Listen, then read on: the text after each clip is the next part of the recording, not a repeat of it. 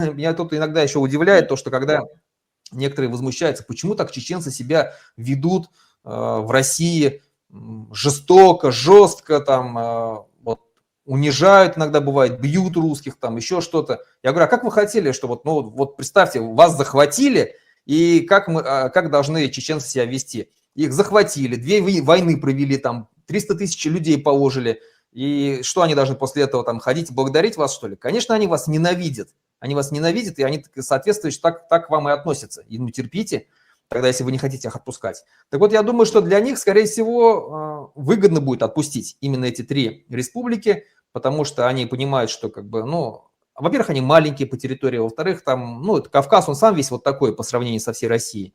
Но они прекрасно понимают, что отпустив Татарстан, Башкортостан, который находится прямо вот в подбрюшье у всей России, как только наши республики получат независимость, все, что находится за Уралом, автоматически, скорее всего, отвалится. То есть это и Саха, это и Бурятия и так далее. То есть, ну, даже отпустив Ичкерию, они, одну даже Ичкерию отпустив, все, они тем самым принцип домино начинается. Почему одним можно, другим нельзя, мы эти вопросы сразу начнем задавать.